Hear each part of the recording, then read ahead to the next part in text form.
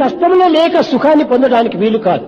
ఈ సుఖము లేక కష్టాన్ని మనం గుర్తించుకోవడానికి వీలు కాదు. సుఖములు రెండింటిని కూడా సమత్వంగా మనం భావించాలి. కొంతమంది భగవంతుడు కొంతకాలం నాకు సుఖాన్ని ఇస్తున్నాడు, మరి కొంతకాలం నాకు దుఃఖాన్ని ఇస్తున్నాడు, ఎందుకు ఈ విధంగా మధ్యలో మార్పు చేయాలి అని భావిస్తుంటారు. 24 గంటల సేపు సుఖాన్ని ఇస్తూ కూర్చుంటే సుఖం యొక్క విలువ కూడా మీకు తెలియదు.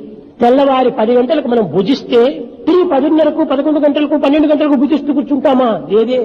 సాయంకాలం 4 గంటల వరకు టీ వరకు కాచుకుంటాం. కోసం ఈ టైంను ఇస్తున్నాడు, ఈ కాలంలో మనం తీసుకుంటున్నాము. జీర్ణించాలి. జీర్ణించిన తర్వాతే నూతన ఇది అన్నం మనం భుజించాలి. ఈ జీర్ణం అయ్యే నిమిత్తమై మధ్యలో కొంచెం గ్యాప్ ఇస్తుంటాడు భగవంతుడు. అనగా సుఖము, మధ్యలో కొంచెం దుఃఖము. ఏమిటి?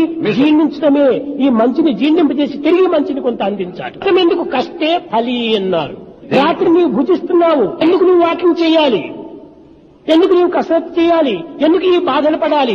తిన్నది జీర్ణం అయ్యే నిమిత్తమై. అదే విధంగానే భగవంతుడు అందించినటువంటి సుఖాన్ని కొంతవరకు అనుభూతిలో పెట్టుకునే నిమిత్తమై కొన్ని మధ్యలో కష్టములు చేకూరుస్తుంటాడు. భగవంతుడు ఏది ఇచ్చినప్పటికీ మంచియే గాని చెడ్డ కాదు. నా సుఖార్ లభ్యతే సుఖం.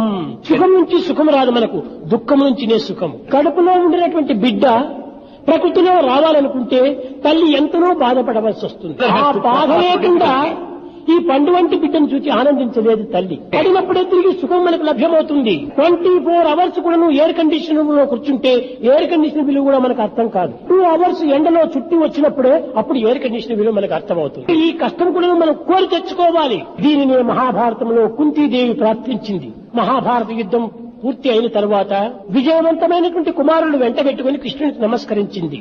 నమస్కరించేటప్పటికి, అత్త ఏం కావాలి నీవు? ఏదైనా ఒక కోరిక కోరుకోమని చెప్పాడు కృష్ణుడు. కృష్ణ, నాదొక్కటే ఒక కోరిక. నేను పాండురాజుగా రాణిగా ఉండినప్పుడు మహాసుఖ సంతోషములతో కాలమును గడిపాను. సుఖము లోపల, ఆ వైభవము లోపల, ఆ ఆనందము లోపల ఒక్క క్షణమైన నిన్ను నేను స్మరించలేదు. నా కుమారులు పడినటువంటి ఈ 12 సంవత్సరముల కష్టముల కాలమును చూచి క్షణములు కూడాను కృష్ణ కృష్ణ కృష్ణ అని నిన్ను ప్రార్థిస్తూ వచ్చాను. కనుక నిన్ను నిరంతరము స్మరించాలి, చింతించాలనుకుంటే నాకు కష్టాన్ని ప్రసాదించమని చెప్పి, కష్టంలో స్మరించేటువంటి యొక్క స్మరణ సుఖములో ఆ తీపి ఉంది.